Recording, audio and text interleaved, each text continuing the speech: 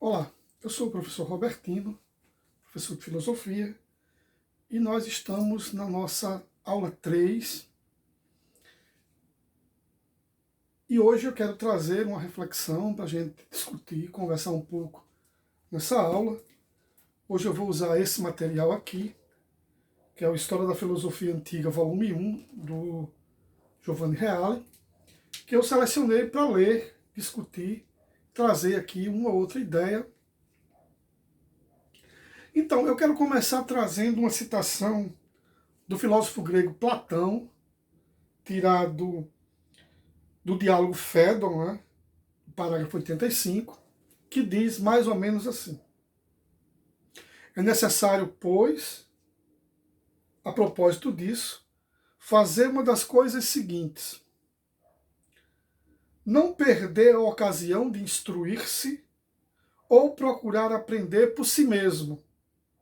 Ou então, se não for capaz nem de uma nem de outra dessas ações, e buscar nossas antigas tradições humanas, o que houver de melhor e menos contestável, deixando-se assim levar como sobre uma jangada, na qual nos arriscaremos a fazer a travessia da vida.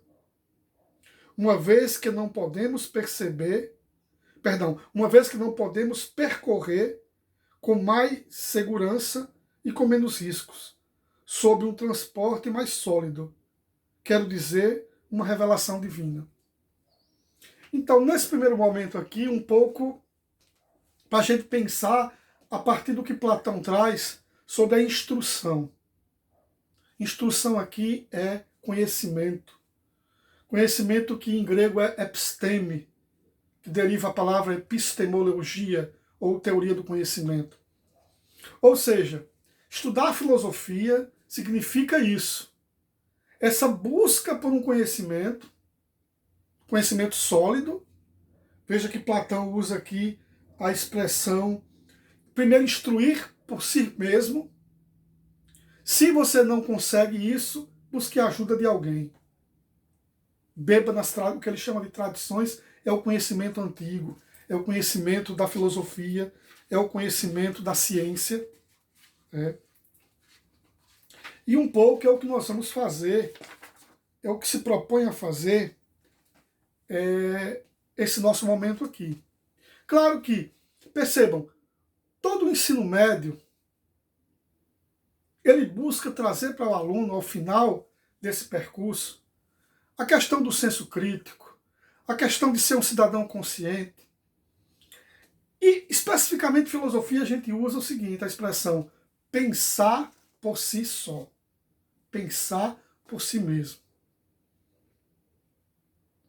E aí o mesmo Platão vai dizer: uma vida sem investigação não é digna de ser vivida. Uma vida sem investigação significa uma vida sem instrução, uma vida... Claro, e aí nós vamos mais adiante.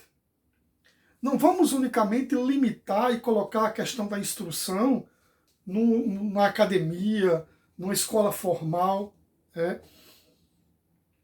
O filósofo Paulo Freire falava a expressão leitura do mundo. A leitura do mundo ela é mais importante do que a leitura dos livros. Vamos lá. O nascimento da filosofia na Grécia é o que eu queria trazer a partir do texto de Reale. A filosofia, seja como indicação semântica, seja como conteúdo conceitual, é uma criação peculiar dos gregos. De fato, para todos os outros componentes da civilização grega, encontra-se idêntico correlativo junto aos outros povos do Oriente, os quais alcançaram antes dos gregos níveis de progressos elevados. Não se encontra, ao invés, idêntico correlativo da filosofia, ou pelo menos algo assimilável ao que os gregos e posteriormente com os gregos, todos os ocidentais chamaram de filosofia.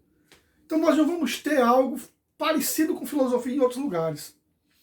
Quando nós estudamos os pré-socráticos, nós vimos que Tales, ele viaja pelo Egito Antigo, ele viaja pela Mesopotâmia em busca de beber conhecimento daqueles povos. Quando a filosofia estava passando e se confundia com física, né? Que se preocupava com os elementos da natureza, se preocupava em encontrar na própria natureza respostas para suas transformações. Mas vamos seguir.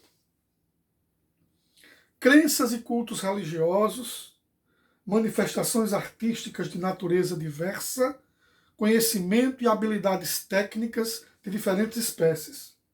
Instituições políticas, organizações militares existiam, seja nos povos orientais, que chegaram à civilização antes dos gregos, seja entre os gregos.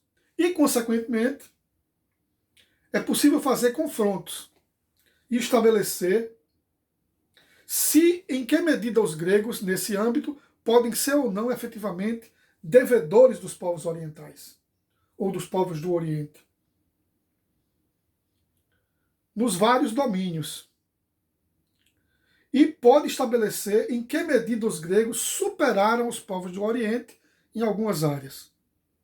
No que diz respeito à filosofia, porém, encontramos-nos diante de um fenômeno tão novo, como dissemos, não há entre os povos orientais idêntico correlativo, mas nem mesmo algo que analogamente comporte comparações com a filosofia dos gregos ou que prefigure de modo equivocado ou equívoco. Para dizer, nós até falamos em uma sabedoria oriental, mas a filosofia, ela é grega. Destacar isso significa nem mais nem menos reconhecer que, nesse campo, os gregos foram os criadores, ou seja, que deram à civilização algo que ela não tinha, e que, como veremos, revelar-se-á de alcance revolucionário, tal que mudará o rosto da própria civilização. Por isso, se a superioridade dos gregos com relação aos povos orientais em outros âmbitos para dizer, com uma imagem significadora, de natureza meramente quantitativa, no que se refere à filosofia, a sua superioridade é de natureza qualitativa. E quem não tenha bem presente isso, não conseguirá compreender por que a civilização de todo o Ocidente tomou, sob o impulso dos gregos, uma direção completamente diferente dos rumos da civilização do Oriente. E não compreenderá por que a ciência só pode nascer no Oriente e não no Ocidente. Perdão, ao contrário. A ciência pode nascer no Ocidente e não no Oriente. Ademais, não compreenderá por que os orientais, quando quiseram beneficiar-se da ciência ocidental e dos seus resultados, tiveram de apropriar-se, em larga medida, também das categorias, ou pelo menos de algumas categorias essenciais da lógica ocidental. Com efeito, foi precisamente a filosofia a criar essas categorias e essa lógica. Ou seja, um modo de pensar, prestem bem atenção aqui, um modo de pensar totalmente novo. E foi a filosofia a gerar, em função dessas categorias, a própria ciência. E, indiretamente, algumas das principais consequências da ciência. Reconhecer isso significa verdadeiramente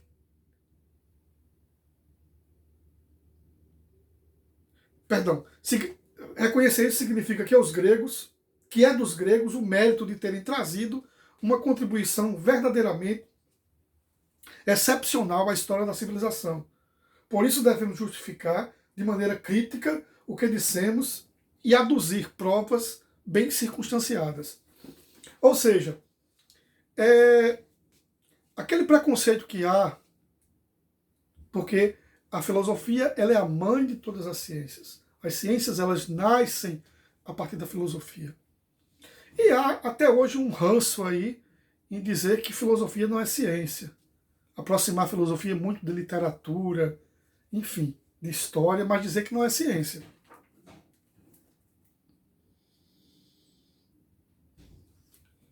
Tranquilos até aqui? Então, um pouco isso para a gente começar nossa discussão. E o que é que preparou as bases da filosofia? Quem primeiro? Né? E aí eu trago esse ponto aqui para a gente refletir, as formas da vida espiritual grega que prepararam o nascimento da filosofia, a época chamada os tempos homéricos, não é? Os poemas homéricos, e aí os dois, Ilíada e Odisseia, que são os poemas mais conhecidos, os maiores, né? Vamos lá. Antes do nascimento da filosofia, os educadores incontrastados dos gregos foram os poetas. A educação grega estava nas mãos dos poetas. Sobretudo Homero, cujos poemas foram, como se disse com justiça, quase a Bíblia dos gregos. Guardem bem esse nome, Homero, poeta Homero. No sentido de que a primitiva grecidade, a primitiva Grécia, buscou o alimento espiritual essencial e prioritariamente nos poemas homéricos, dos quais extraiu modelo de vida, matéria de reflexão, estímulo à fantasia e, portanto, todos os elementos essenciais para a educação e a formação espiritual do povo grego. Ora, os poetas homéricos, os poemas homéricos, como há tempo se notou, contêm algumas dimensões que diferenciam nitidamente de todos os poemas que estão nas origens de vários povos e já manifestam algumas das características do espírito grego que criaria a filosofia. Em primeiro lugar, foi bem observado que os dois poemas construídos por uma imaginação tão rica e variada, transbordantes de maravilhas, de situações e eventos fantásticos, não caem, senão, raras vezes, na descrição do monstruoso e do disforme, como em geral acontece nas primeiras manifestações artísticas dos povos primitivos. A imaginação homérica já se estrutura segundo o sentido da harmonia, da euritmia, da proporção, do limite da medida, que se revelará depois uma constante da filosofia grega, a qual erguirá a medida e o limite até mesmo em princípios metafisicamente determinantes. Ademais, observou-se também que, na poesia de Homero, a arte da motivação é uma constante, no sentido de que o poeta não narra só uma cadeia de fatos, mas busca, embora em nível fantástico poético, as suas razões. Homero não conhece, escreve justamente Werner Jaeger. Mera aceitação passiva de tradições, nem simples narrações de fatos, mas exclusivamente desenvolvimento interiormente necessário da ação de fase em fase, nexo indissolúvel entre causa e efeito. A ação não se distende como uma fraca sucessão temporal. Vale para ela, para todos os pontos, o princípio da razão suficiente. Cada evento recebe rigorosa motivação psicológica. Este modo poético de ver as coisas é exatamente o antecedente da pesquisa filosófica da causa, do princípio, do porquê das coisas. Aquilo que nós chamamos de arqué, quando estudamos os pré-socráticos, né? A busca da essência.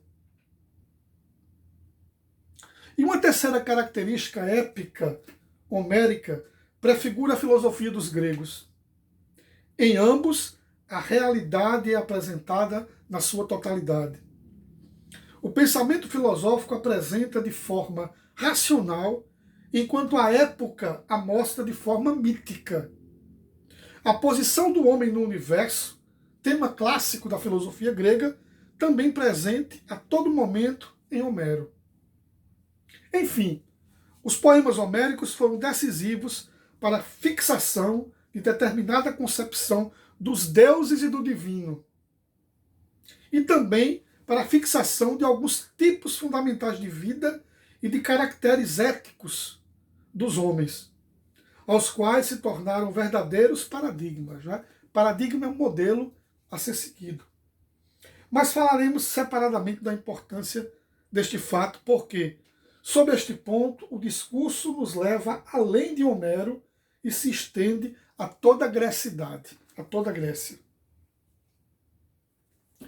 É importante, gente, e aí contextualizar e um pouco estudar a história da Grécia, como os povos gregos se formaram, todo o processo do período pré-homérico, período homérico, e aí o período da filosofia antiga, o período clássico, que nós vamos estudar mais detalhadamente. Né?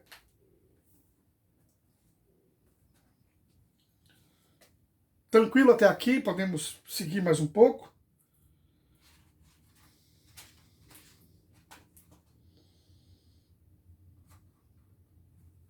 Vamos ver as características definidoras da filosofia antiga. Né? Até agora falamos de filosofia sem determinar de modo específico o conceito. E só nesse ponto que podemos fazê-lo, à luz das observações precedentes. Digamos logo de início que a tradição sustenta ter sido Pitágoras o inventor do termo, a palavra filosofia. E que, se não é historicamente verificável, é verossímil. O termo foi cunhado certamente por um espírito religioso, que pressupunha ser possível só aos deuses uma, entre aspas, sofia, como posse certa e total, enquanto destacava que ao homem só era possível tender à sofia, um contínuo aproximar-se, um amor totalmente satisfeito dela, de onde justamente o nome filosofia, amor à sapiência, amor à sabedoria. Então, a tradição diz que ao homem não caberia a posse da sofia, ao homem não caberia a posse da sabedoria. O máximo que o homem poderia era contemplá-la, ser um amigo dela. Daí o filósofo, que é o amigo da sabedoria. Mas que estenderam os gregos por essa. Mas que entenderam os gregos por essa amada e busca sapiência? O que é que os gregos entenderam o que dessa sapiência, dessa sabedoria? O que é essa sabedoria?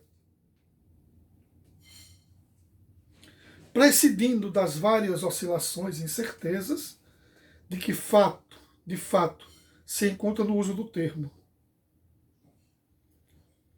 Incertezas da verdade, assaz notáveis, porque os vários autores e as várias correntes de pensamento na filosofia ou inclui a miúde muito pouco, ou inclui demais, segundo as circunstâncias. É possível estabelecer aquilo que de direito merece ser chamado de filosofia. Aquilo que também, de fato, a partir de Tales, né, que é o primeiro filósofo, Tales de Mileto, fizeram todos os que mereceram o nome de filósofos. As incertezas surgiram porque os vários filósofos, além de ocupar-se daquilo que veremos ser propriamente filosofia, ocuparam-se também de numerosos outros tipos de conhecimento que pretenderam fazer entrar globalmente na filosofia, como se, sendo um pesquisador, um também devia ser toda a ciência por ele possuída. Né? Pois bem, a partir do seu nascimento, a ciência filosófica apresentou de modo nítido as seguintes características que dizem respeito, respectivamente.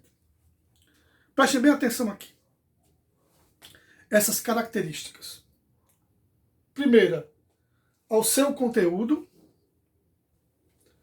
Segundo, ao seu método.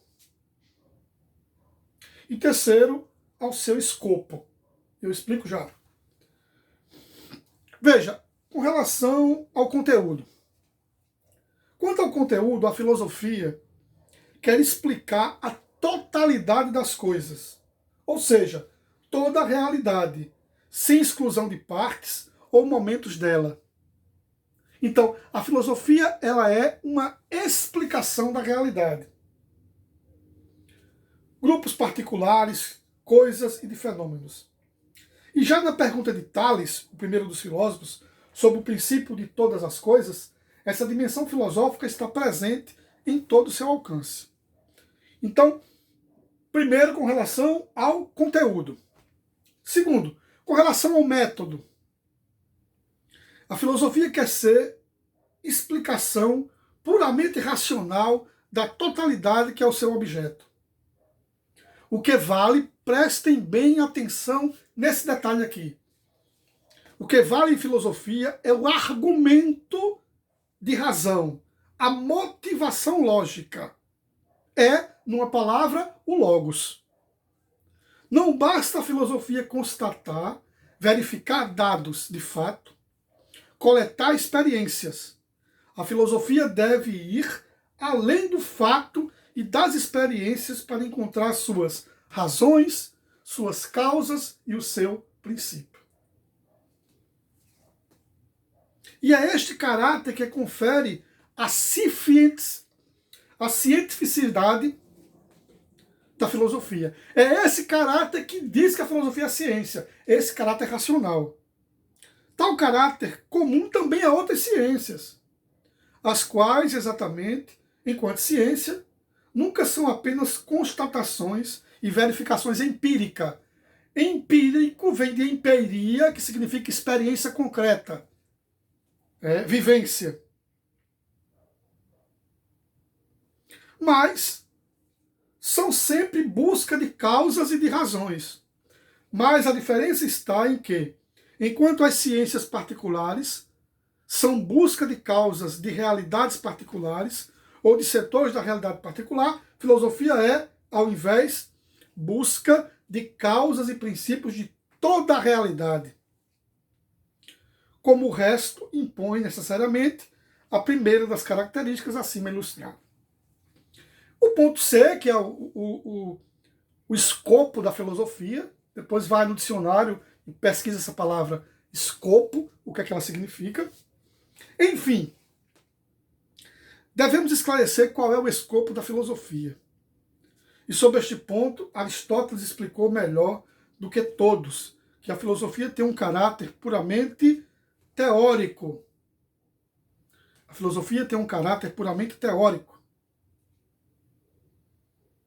Ou seja, contemplativo. Ela visa simplesmente a busca da realidade por si mesma, prescindindo das suas utilidades práticas. Não se busca a filosofia por qualquer vantagem que seja estranha, mas se busca por ela mesma. Ela é, pois, livre, enquanto não se submete a qualquer utilização pragmática. E, portanto, realiza-se e se resume em pura contemplação do verdadeiro. Também, deste ponto de vista, o nome filosofia resulta, na verdade, perfeitamente dado. Amor ao saber em si mesmo, amor desinteressado ao verdadeiro.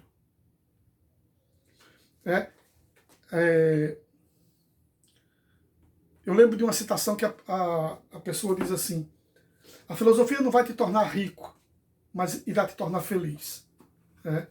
Isso é o sentido pragmático, não é um utilitarista. Vamos ver o que é que diz Aristóteles, palavras do filósofo. Eis algumas afirmações de Aristóteles, particularmente iluminadoras. Vamos ver se nos iluminam mesmo o que Aristóteles diz. Falando da filosofia, que ela não tenda a realizar alguma coisa, depreendem-se claramente das afirmações daquele que por primeiro cultivava a filosofia. De fato, os homens começaram a filosofar, agora como na origem, por causa da admiração. Enquanto no início ficavam maravilhados diante de dificuldades mais simples, em seguida, progredindo pouco a pouco, chegaram a pôr-se problemas sempre maiores. Por exemplo, os problemas relativos aos fenômenos da Lua e os relativos ao Sol e aos astros, ou os problemas relativos à geração de todo o universo. Ora, quem experimenta uma sensação de dúvida e de maravilha conhece que não sabe, reconhece que não sabe. E é por isso que também aquele que ama o mito é, de certo modo, filósofo. O mito, com efeito, é constituído por um conjunto de coisas que despertam admiração. Assim, os homens filosofaram para libertar-se da ignorância. É evidente que buscaram conhecimento só com a finalidade de saber e não para alcançar alguma utilidade prática. E o próprio modo segundo o qual as coisas se desenvolveram o demonstra. Quando já se possuía praticamente tudo o que era necessário para a vida e também para a prosperidade e para o bem-estar, então se começou a buscar aquela forma de conhecimento. É evidente, portanto, que nós não a buscamos por nenhuma vantagem que lhe seja estranha. E antes, é evidente que, como chamamos livre o homem, que é fim para si mesmo e não serve a outros, assim só ela, entre todas as outras ciências, chamamos livre. Só ela, de fato, é fim para si mesma, a filosofia. Veja, a gente está tendo contato com um texto de séculos antes de Cristo. E olha como o texto é atual. É uma mania nossa, ocidental, sempre estar procurando a utilidade das coisas. Isso serve para quê? Isso serve para quê? E enquanto eu não escutei essa minha vida toda de estudos que eu escutei, professor, filosofia serve para quê? Para tudo e para nada. Depende de como você vai usar. Bem, torna-se agora perfeitamente claro o discurso que até aqui conduzimos sobre a originalidade da ciência filosófica dos gregos. As sapiências orientais são profundamente embebidas de representações fantásticas e nelas predomina o elemento imaginativo e mítico, e, portanto, carecem exatamente do caráter da cientificidade. Eu ainda vou produzir para vocês um material aqui específico sobre mitos, né? E as próprias ciências e artes orientais, matemática e geometria egípcias, astronomia caldeia, embora chamando em causa a razão, carecem do elemento da teoricidade, isto é, da liberdade especulativa e, naturalmente, como conhecimentos particulares, também do primeiro dos elementos. É, portanto, clara e absoluta originalidade dessa admirável síntese criativa do gênio grego, que foi a filosofia, assim como sua grandeza, a qual não é retórico chamar de sublime, justamente porque leva o homem a tocar o vértice das suas possibilidades. Com razão, Aristóteles chamará de divina, porque além de levar-nos a conhecer a Deus, ela possui as mesmas características que deve possuir a própria ciência que Deus possui. Vale dizer, desinteressada, livre, total contemplação da verdade. Por isso diz ainda muito bem Aristóteles: todas as outras ciências serão mais necessárias do que esta, mas nenhuma lhe será superior. E queremos concluir esta observação, uma vez que hoje não se põe a categoria do desinteresse, mas a do interesse e do útil no vértice de tudo. Quando se afirma na trilha do pensamento marxista, ou de origem marxista, que a filosofia não deve contemplar, mas transformar a realidade, e que, portanto, a filosofia antiga, que seria apenas contemplar, deve ser superada por uma forma de filosofia que penetre a realidade para mudar o fazer, para mudar e fazer mudar, não se substitui simplesmente uma visão filosófica por outra. Mata-se a filosofia. Prestem bem atenção. O ato de transformar a realidade, de fato, só pode ser momento consequente à verdade buscada e encontrada. E em vez de fazer filosofar, é no máximo corolário do filosofar. O ato de transformar só pode ser empenho ético, político, educativo e não pode ser nunca do ponto de vista filosófico. Momento primeiro, porque supõe estruturalmente que se saiba e se determine previamente por quê, como, em que sentido e medida deve se transformar. Isso aqui é importante. Vou repetir. O ato de transformar, já que a gente está falando em transformar a realidade ou a sociedade, só pode ser empenho ético, político, educativo e não pode ser nunca o ponto de vista filosófico. Momento primário, porque supõe estruturalmente que se saiba e se determine previamente o porquê, como, em que sentido e medida deve se transformar. Portanto, supõe sempre um momento teórico, como condicionante. E não vale objetar como aqueles que, com complexo de culpa diante da objeção praxista, afirmam que transformar a realidade não é, de fato, filosofia, mas que, todavia, o homem de hoje deve filosofar para mudar alguma coisa. Também essa posição é depreciativa, quer dizer, é negativa. Com efeito, quem filosofa com esse espírito perde a liberdade, e a ânsia de transformar condiciona fatalmente e perturba o momento do contemplar. Perturba-o, portanto, de investido dos termos, submetido ao jogo da praxis, a especulação pura torna-se ideologia e, portanto, deixa de ser filosofia. Né? Se filosofa por filosofar, para contemplar a realidade, consequentemente, as transformações elas acontecem a partir daquilo que eu faço com o que eu meditei, com o que eu refleti.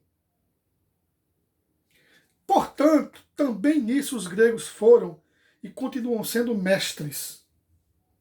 Só se é filósofo se e enquanto se tornar livre. Ou seja, só se e enquanto, com absoluta liberdade, se contempla ou se busca o verdadeiro como tal, sem ulteriores razões determinantes. É aquilo que se consegue com o efeito prático da verdade encontrada e contemplada, já está essencialmente fora do momento mais puramente filosófico. Né? Nós vamos continuar essa reflexão na parte 2 de nossa aula. Você assiste novamente o vídeo e anota as palavras mais importantes.